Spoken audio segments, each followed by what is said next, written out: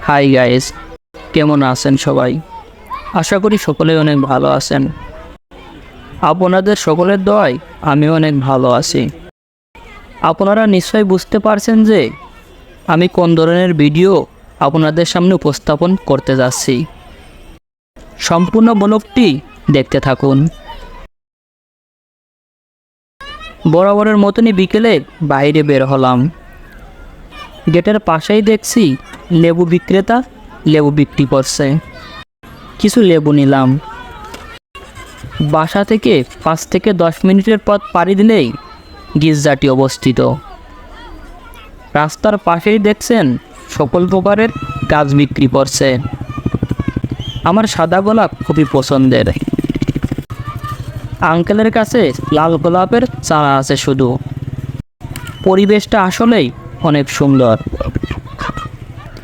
একটু যেতেই দেখি রাস্তার পাশে আসবাবপত্র সাজানো। তার মধ্যে বেশি আকর্ষণীয় ছিল মাছ প্লেটটি।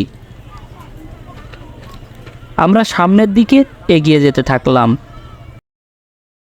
দেখতেই পারছেন আমরা চলে এসেছি প্রায়। ভিতরে প্রবেশ করলাম আমি। আমার পিছু ধরে নায়ক বেশে এগিয়ে আসছেন আমার বন্ধু শিয়াব। ঢুকতেই দেখি অনেকেই ক্রিকেট খেলছে। আমরাও তাদের সাথে খেলা করলাম। সব মিলে দেখতেই পারছেন গির্জার বাইরের পরিবেশটা কতই না সুন্দর। খেলা শেষ করে একটু ভিতরে ঢুকে দেখি সমাধি স্থান। পাশেই লেখা আছে, ঈশ্বর জননী মরিয়ম আলাইহিসসালাম আমাদের মঙ্গল প্রার্থনা করো। এখানে ফাদার কিংবা গুরুদের কবর দেওয়া হয়। আমরা এখনো গির্জার বাইরের ফলক দেখছি। ভিতরে কতই না সুন্দরভাবে সাজানো। হঠাৎ একটি আঙ্কেলের সাথে দেখা হলো। এটা হলো রান্নাঘর।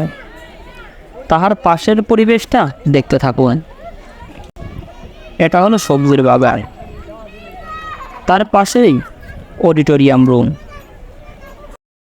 এখানে সুন্দরভাবে সাজিয়ে গুছিয়ে রাখছে। দুঃখের বিষয় হলো এখানে অন্য ধর্মের লোকদের ঢুকতে দেওয়া হয় না। তাই আমরা গির্জার ভেতরের মূল ফলকগুলো দেখাতে পারলাম না। সম্পূর্ণ ভিডিওটি দেখার জন্য অসংখ্য ধন্যবাদ। পরবর্তী ভিডিওটি পেতে আমাদের পাশেই থাকুন।